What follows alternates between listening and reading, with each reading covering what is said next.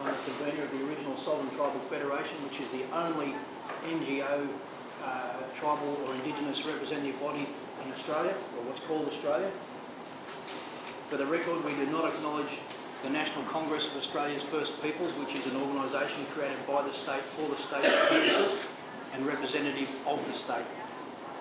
We particularly support the preambular paragraphs 8, 14 and 15 and Article 37 of the Declaration, particularly Section 2 of the article, in that nothing in this declaration may be interpreted as diminishing or eliminating the rights of indigenous peoples contained in treaties, agreements and other constructive arrangements.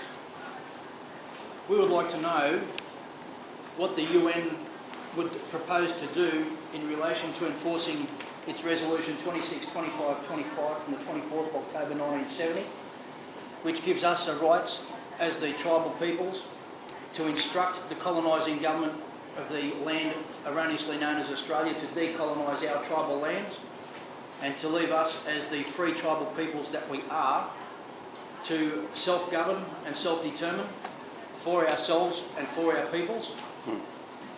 We have given written notice to the state of Australia that we wish for it to decolonise our lands and return to us governance over our lands and ourselves. But since we have started to do this over the last couple of years, we've seen things like, for example, the recent creation of the Stronger Futures legislation in Australia, which is specifically genocidal and ethnic cleansing in its nature. It specifically removes our peoples from their lands, so the Crown can claim that these people have abandoned their domicile and abandoned their lands.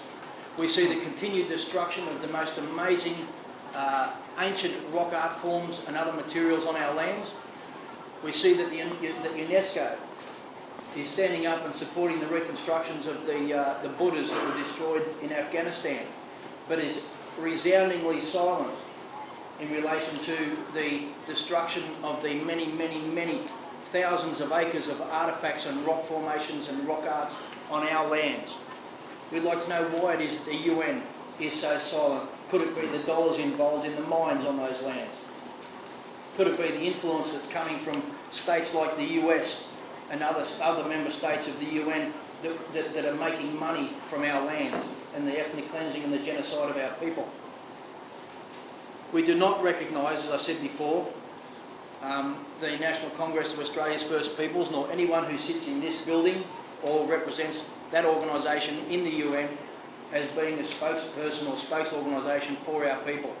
It is an agency of the Crown, created by the Crown. It is in fact an organisation, a corporation owned by the Crown with limited liability under corporate seal.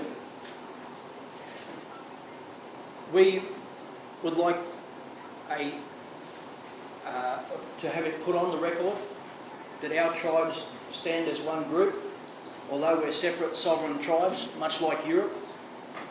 We have now created our own federation of tribes, and we speak pretty clearly when we say we want the Crown to decolonise, and we call on the UN to stop being the toothless tiger that it is, and to start implementing its own resolutions, and start, I can't use the term I'd like to use, but start having a bit of backbone, and stand up and be counted for the peoples, including my sister here, including her peoples, including all the indigenous peoples of this planet, because this planet belongs to us.